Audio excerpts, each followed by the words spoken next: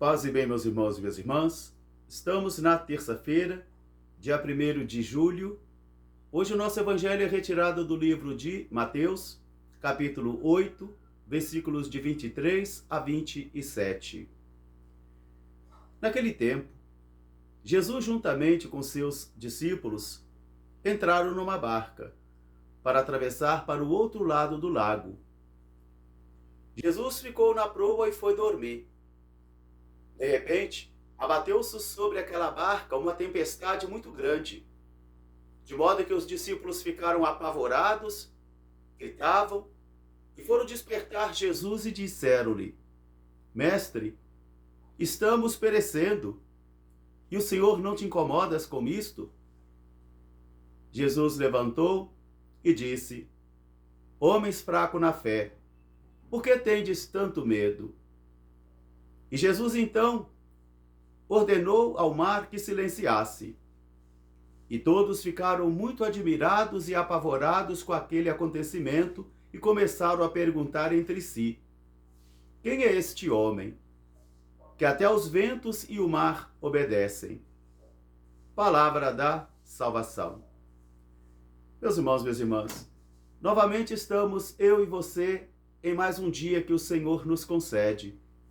Porque cada dia que nasce, o Senhor nos concede um dia de vida, é um dia para progredirmos, é um dia para nos convertermos, e é um dia para nos tornarmos melhores hoje do que fomos ontem.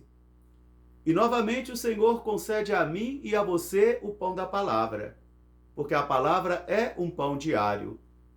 De modo que o cristão não vive a sua peregrinação, não vive a sua caminhada neste mundo, sem os exercícios espirituais de crescimento, a oração pessoal, a leitura diária da palavra de Deus e também a vida sacramental, a missa e os demais sacramentos. A primeira leitura de hoje nos joga a uma reflexão a partir do livro do Gênesis, no relato da destruição de Sodoma e Gomorra, onde o sobrinho de Abraão, chamado Ló, encontrou graças aos olhos do Senhor e o Senhor então, em sua misericórdia, resolveu poupar a vida dele. Ele não queria sair da cidade. Fora-lhe anunciado que o Senhor destruiria aquela cidade e ele quis permanecer ali. De modo que outros aqui tentaram convencê-lo a sair daquela cidade que estava na síndrome da perdição e também da destruição. Por isso eles levaram Abraão, levaram a Ló, com a recomendação de que ele não olhasse para trás e nem também os seus parentes. Ló deixa a cidade e escolhe uma outra cidade ali mais perto e pede ao Senhor que ele possa ficar ali, a cidade chamada Sefor. E Ló permaneceu ali então nesta cidade e o Senhor poupou essa cidade por causa de Ló, porque Abraão tinha encontrado graças aos olhos do Senhor. Quer dizer, os méritos da fé de Abraão, os méritos da confiança de Abraão, também serviram para ajudar o seu sobrinho Ló. E assim, a fé de nossas mães, a oração de nossas mães, elas não vão resolver os nossos problemas, elas não vão solucionar os nossos problemas de fé, mas elas podem ajudar, podem apoiar. Na desobediência, a esposa de Ló olhou para trás e virou uma estátua de sal, quer dizer, imóvel, intocável, e se destruiu porque desobedeceu a palavra, desobedeceu o plano de Deus.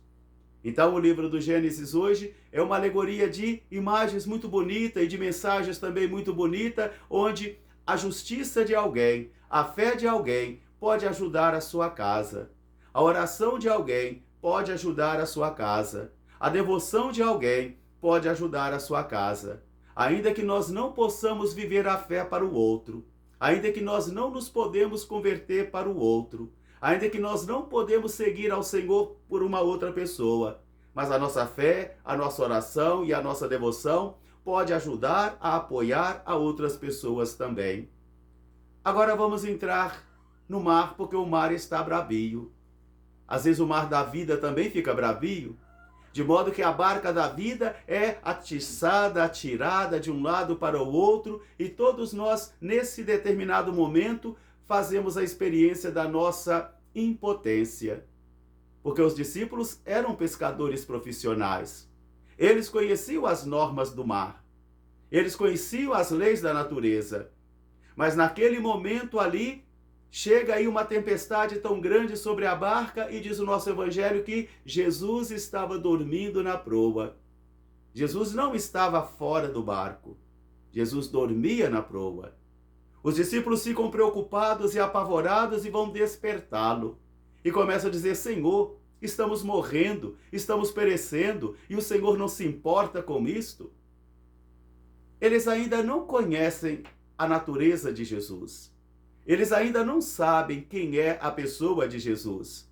Eles ainda estão às apalpadelas, tentando entender, tentando compreender o mistério da pessoa de Jesus de Nazaré, do mesmo modo que eu e você, apesar de ter adquirido nesses anos todos tantas informações humanas sobre Jesus, tantos conhecimentos sobre o Jesus histórico, mas é o Pai que revela esse mistério de Jesus para mim e para você. De modo que nós podemos, como o diabo, termos inúmeras informações humanas sobre Jesus e não sermos suas testemunhas. A testemunha não é quem conhece o Jesus histórico. A testemunha não é quem adquire os conhecimentos acadêmicos das grandes academias europeias, brasileiras, da grande leitura que fazemos, dos estudos acadêmicos que passamos. Tudo isso é muito bom, porque tudo isso nos faz ser mestres em Israel. Mas isto é incapaz, isto é insuficiente, se o Pai não revela para mim o mistério do seu Cristo. E se o Pai não revela para você também o mistério do seu Cristo.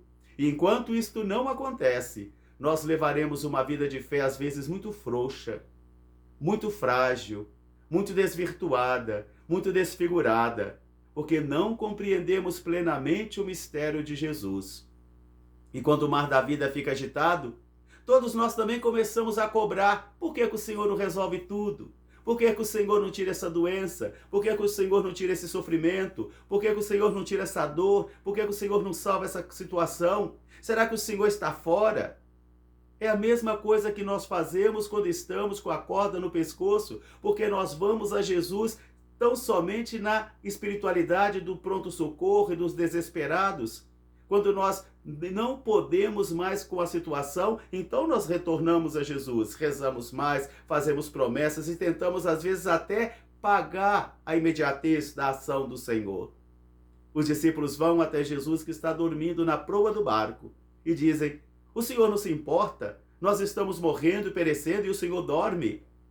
Jesus só vai dizer: homens fracos na fé, por que tendes tanto medo, homens fracos na fé?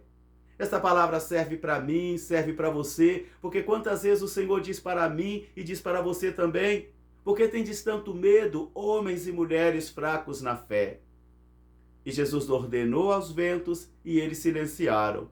Jesus ordenou ao mar e ele sossegou e tranquilizou. E a única pergunta que fica no relato da história é: quem é este homem? Quem é este homem a quem os ventos obedecem e que silencia o mar também? Quem é este homem? Esse mistério da pessoa de Jesus de Nazaré vai percorrer toda a minha existência e toda a sua existência, até que nós façamos esta experiência, se nós não rompermos os vínculos com o Senhor, se nós não desertarmos do caminho, como a segunda carta do apóstolo ontem: completei a minha corrida, guardei a fé. Que o Senhor nos ajude a completar a nossa corrida e guardarmos também a nossa fé.